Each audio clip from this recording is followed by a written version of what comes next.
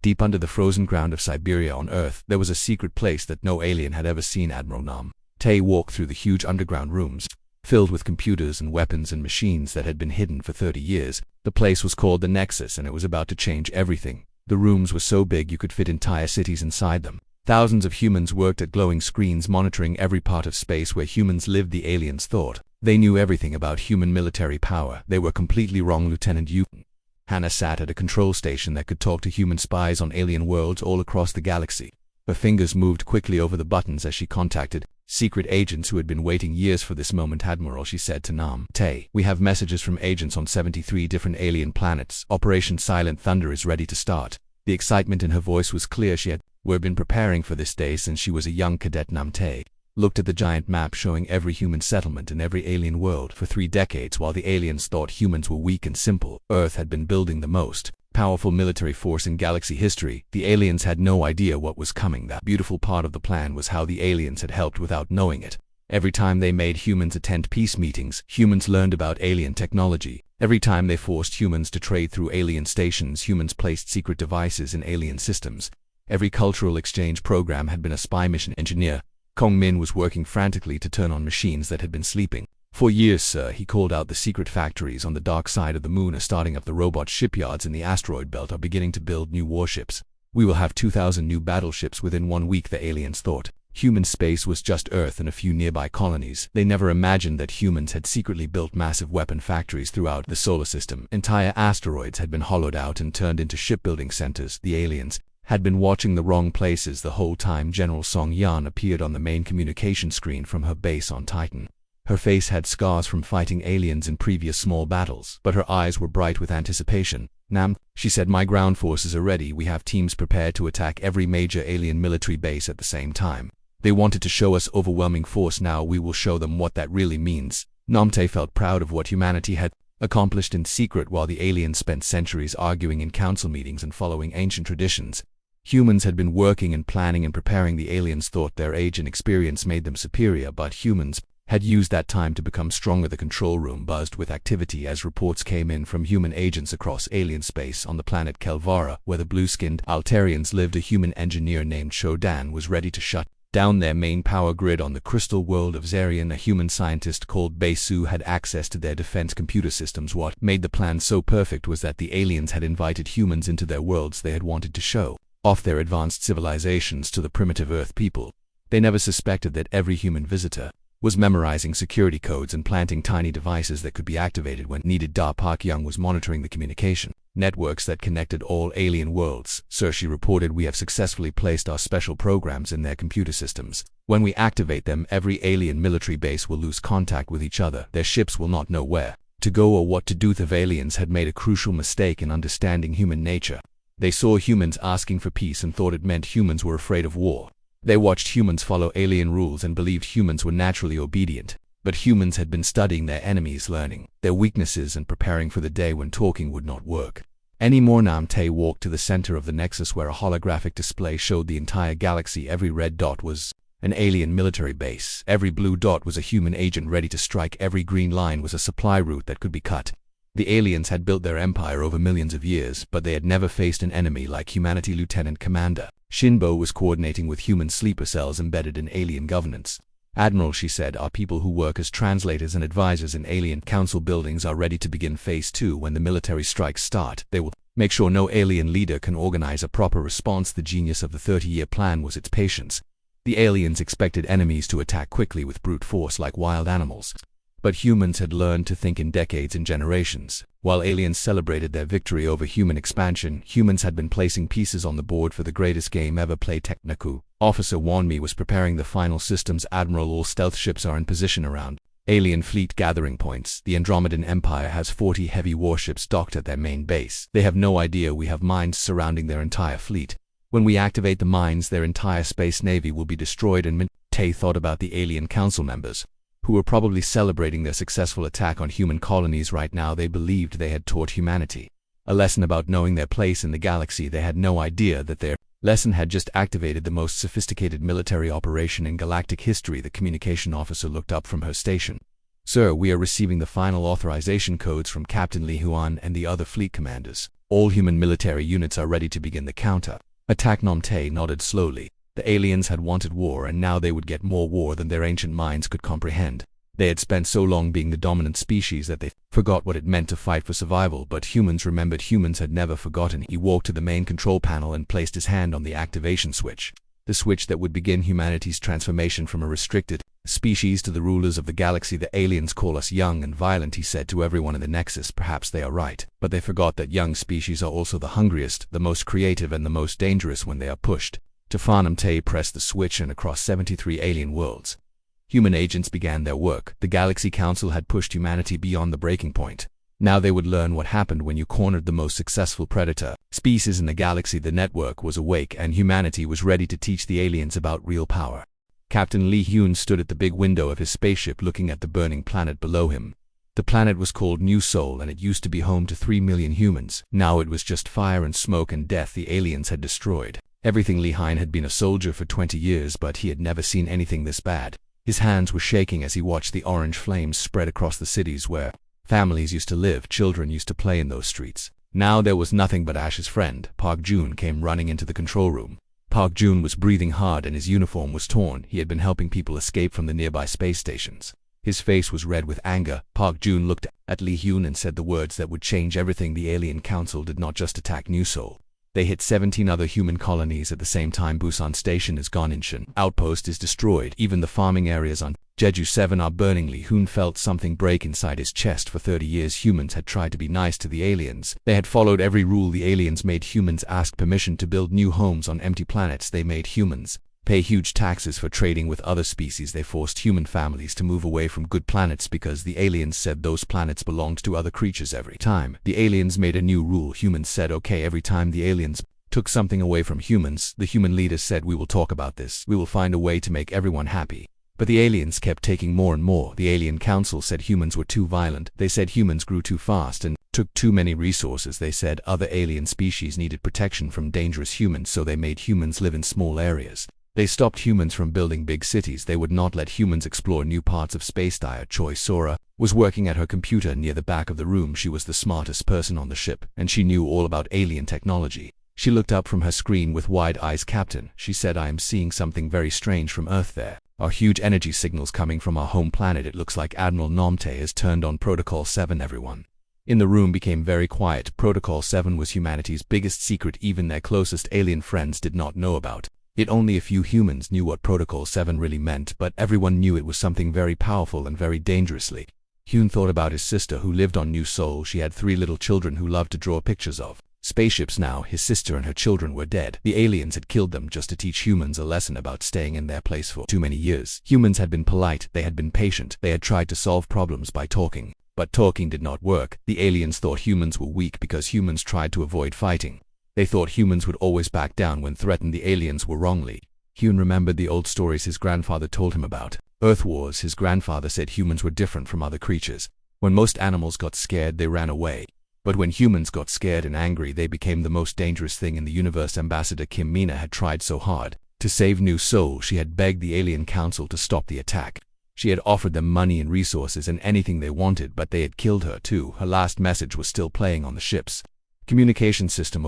Over in her message, Kim Mina was crying. She said, please do not hurt the children, they have done nothing wrong. But the alien weapons kept firing and her voice was cut off by explosions. The Alien Council thought they were teaching humans a lesson. They thought if they killed enough humans, the rest would be too scared to cause trouble. They believed their advanced technology and billion-year-old civilizations made them superior to young humans. Park Jun walked over to the big screen showing the destroyed planet. He put his hand on the glass and said something that made everyone listen. The aliens call this a necessary correction to human expansion. They say we were growing too fast and needed to be stopped. Lee Hyun felt his anger turn into something cold and hard. He had spent his whole life trying to protect human colonies. He had followed orders from Earth that said always try to make peace first. Always try to talk before fighting, but peace had not saved New Sol. Peace had not saved his sister, Choi. Sora was reading more information from her computer. She said, Captain, I am getting reports from human agents all over alien space. Our people who work on alien planets are sending secret messages. They are ready to begin something big. For years humans had been sending people to work and live on alien worlds. The aliens thought these humans were just traders and workers and scientists. They never suspected that every human in alien space was also a spy collecting information and preparing for war of Alien Council had made their biggest mistake. They had pushed humanity too far. Hugh walked to the center of the control room where everyone could see him. He looked at each person on his team. These were good people who had families and dreams. They had joined the space fleet to explore new worlds and protect human colonies. Now they were going to become soldiers in a war the aliens had started. He spoke in a voice that was calm, but everyone could hear the anger underneath. Send a message to every Alien Council representative. Tell them humanity formally rejects any further negotiations. Tell them we are done talking. The crew looked at each other with understanding. They knew this moment would be remembered forever. This was when humanity stopped asking permission to exist. This was when humans decided to take their place in the galaxy. By Forspark, June smiled for the first time since the attack. Captain, should we also tell them what happens? Two species that commit genocide against human children. Lihan nodded.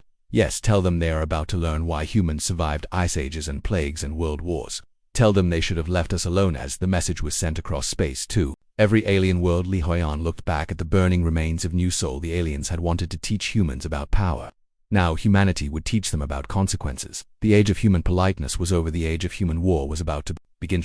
Captain Shinwu moved his invisible spaceship through the darkness of space toward the biggest alien space station in the galaxy. Harmony Prime was where all the important alien leaders met to make decisions about controlling other species. The station was beautiful with crystal towers and golden walls, but today it would become a tomb inside. The luxury station chancellor, Vex Morin of the Altarian Empire, was having a big party to celebrate destroying the human colony's alien representatives. From 47 different species were drinking strange colored liquids and eating fancy foods. While talking about how they had finally put humans in their proper place, the aliens were so happy about killing millions of humans that they did not notice the air they were breathing was slowly changing. Human engineer Zhou Yun had spent 3 years working on the station's life support systems. During cultural exchange programs, she had planted tiny devices that were now releasing invisible poison into the air. Ven Xianwu watched his control screens as his team prepared to strike. The aliens thought their space station was perfectly safe because it was in neutral territory protected by ancient peace treaties. But humans had learned that treaties were just pieces of paper when your children were being murdered on the other side of the galaxy at Kepler Station. The Andromedan fleet was resting after their successful attack on human worlds. 37 massive warships floated peacefully in the docking bays. Their crews were celebrating and planning which human worlds to attack next. They had no idea that invisible mines were floating all around them. Weapons officer Zhou Yun smiled as she watched her targeting computer. All stealth mines are in position around their primary fleet. Captain, the Andromedans think they are safe in their home base, but they are about to learn that nowhere is safe from human revenge. At the same time, on 17 different alien worlds, human agents who had pretended to be peaceful workers for years were activating devices they had hidden in power plants and communication centers and defense systems. The aliens had welcomed these humans as examples of species cooperation, never suspecting that every human in alien space was a trained saboteur. In the mining world of Ketelan, human engineer Bei Jin walked calmly through the fusion power plant where he had worked for 5 years. His alien co-workers liked him because he was quiet and hard-working. They did not know he had been slowly modifying the reactor systems to create a massive explosion when he entered the right codes. The beautiful thing about the first strike was how quiet it was across 12 sectors. Critical alien infrastructure simply stopped working without any warning.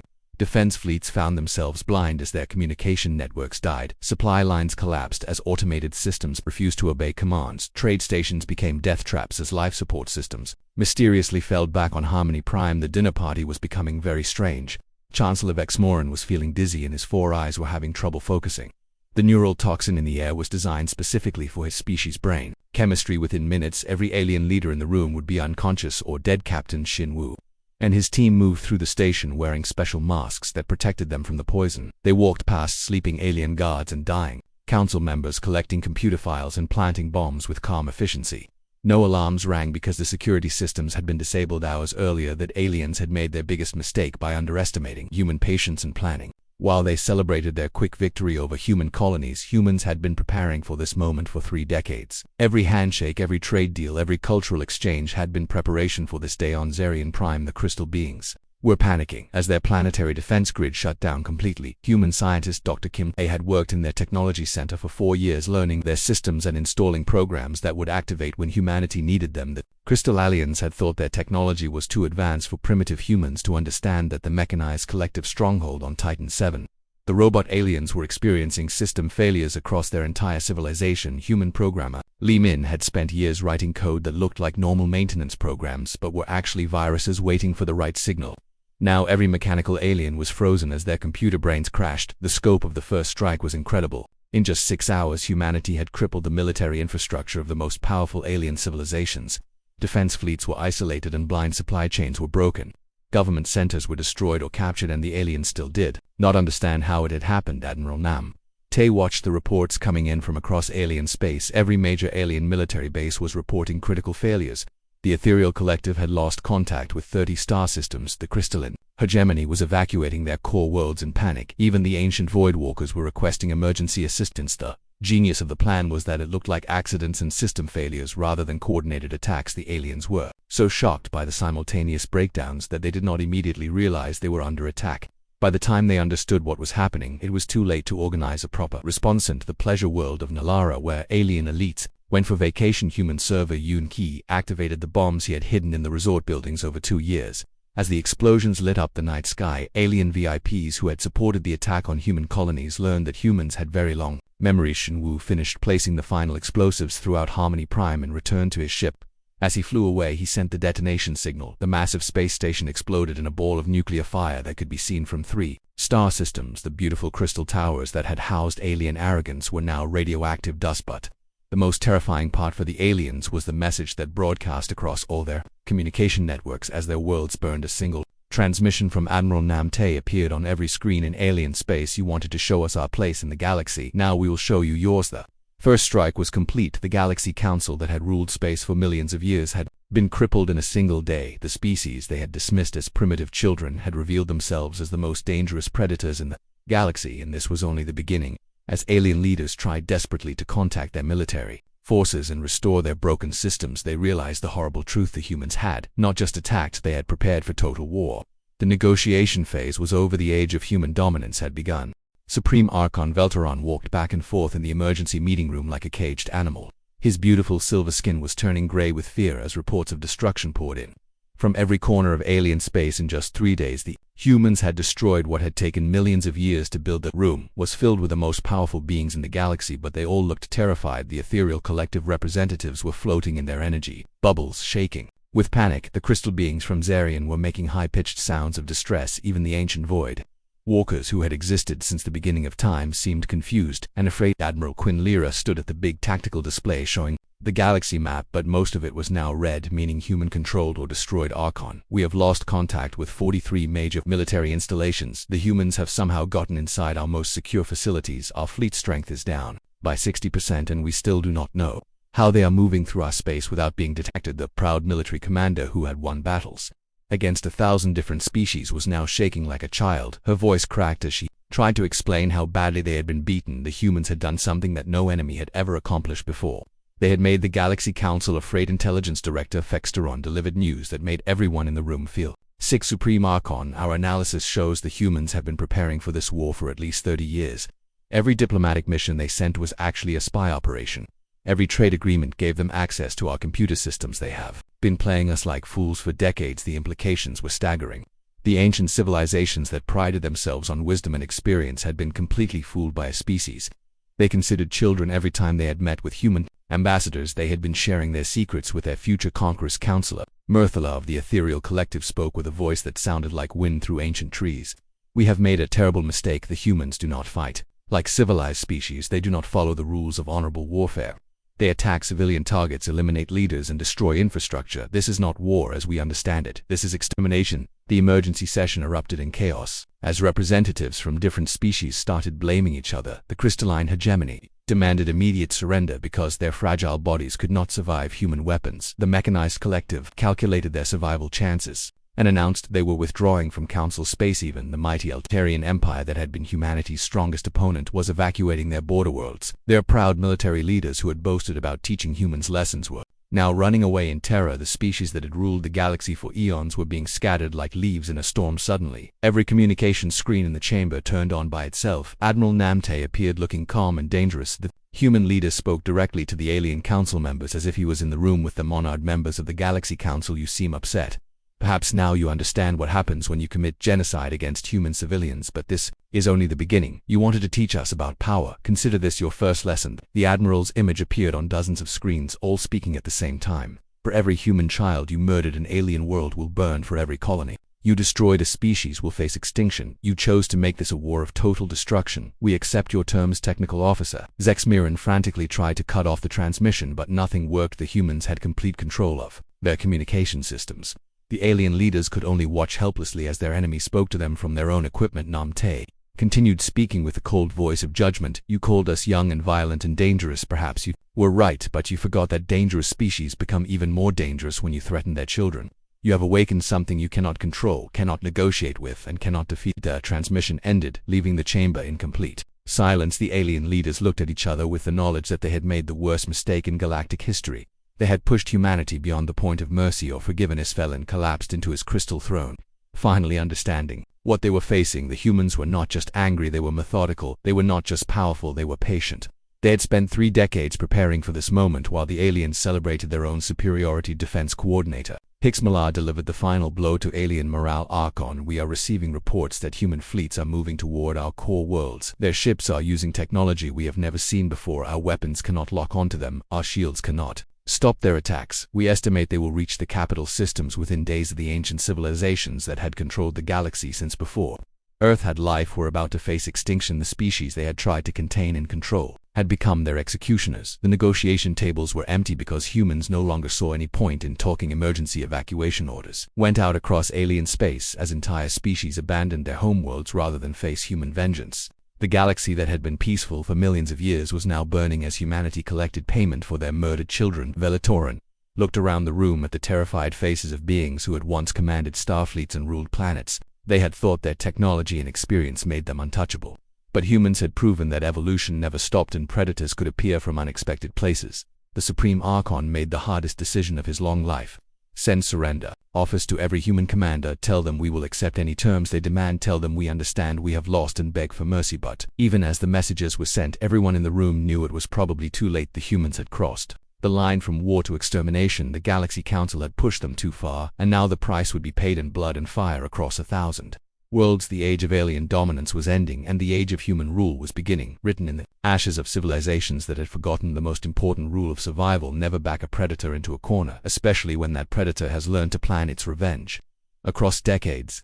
6 months after the first human attack, Captain Li Huyen walked through the empty halls of what used to be the Galaxy Council headquarters. The beautiful alien architecture was still there, but now human flags hung from the walls. The symbols of 47 alien species had been replaced with the simple blue and white emblem of United Earth. The transformation had been faster than anyone expected. Once the galaxy saw what humans could do when they stopped being polite, most alien species chose to surrender rather than fight. 7 entire civilizations had simply vanished into deep space rather than face human weapons. The rest had begged to become human protectorates. General Song Yan stood in the former alien command center reading reports from across the galaxy. The Altarian Empire has officially dissolved, she announced with satisfaction. The crystalline hegemony evacuated to the dark regions 3 weeks ago.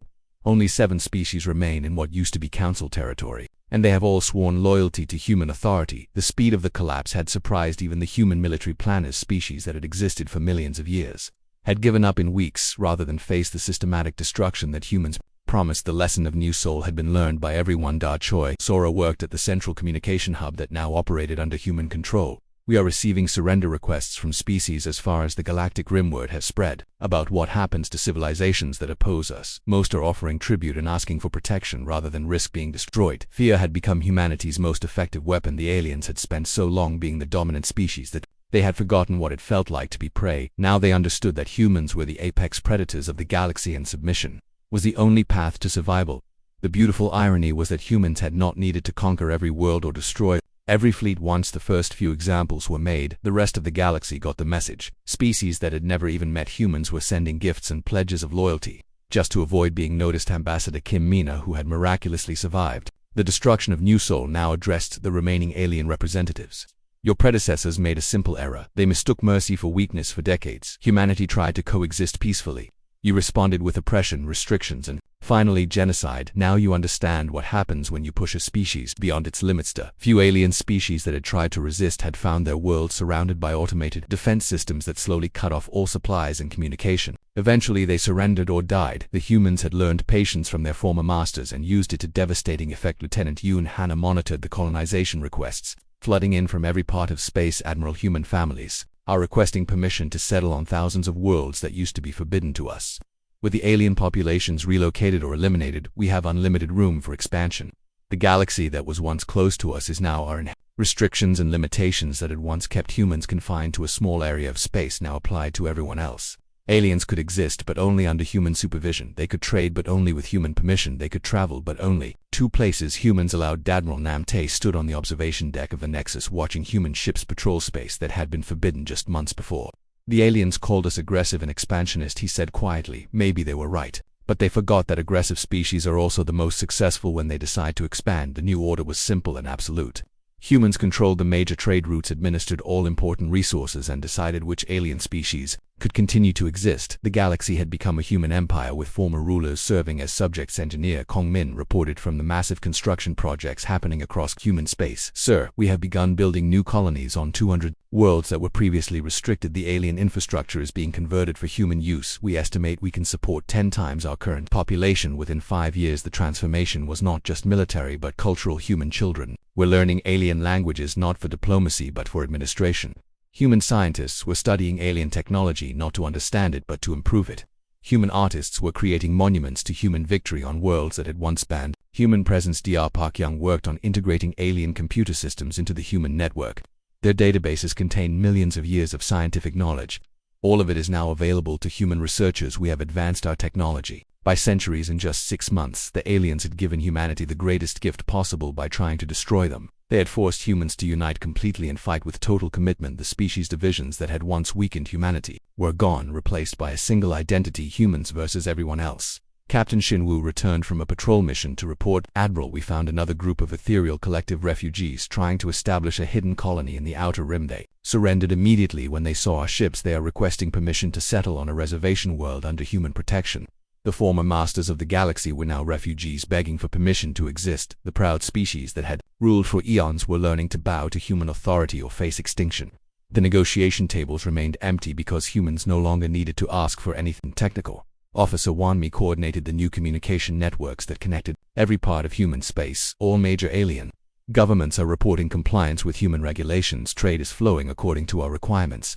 The tribute payments are arriving on schedule. Some alien species had adapted quickly to human rule and were actually prospering under the new system. They provided specialized services to humans in exchange for protection and resources. The smart ones had realized that serving humanity was far better than opposing it. Namte looked at the star charts showing human expansion across the galaxy. In just 6 months, they had gone from a restricted species to the rulers of known space. The aliens had taught them that the galaxy belonged to whoever was strong enough to take it. The final reports came in from the frontier regions where the last independent alien civilizations were making their choices. Most were sending ambassadors to request protectorate status. A few were still hoping to hide in remote systems, but human scout which ships were finding them one by one. The Galaxy Council had pushed humanity too far, believing their ancient wisdom and superior numbers would keep the dangerous young species contained. Instead, they had awakened the most successful predator in galactic history and given them a reason to expand without limits. Hyun walked to the main viewport and looked out at the stars that now belonged to his species. The aliens had called humans young and violent and expansionist. They had been right about everything except one crucial detail. They had assumed those traits were weaknesses. The age of alien dominance was over. The age of human expansion had begun. And somewhere in the deep reaches of space, the surviving alien refugees were learning that in the new galactic order there was only one rule that mattered. Humanity had spoken, and the galaxy had listened.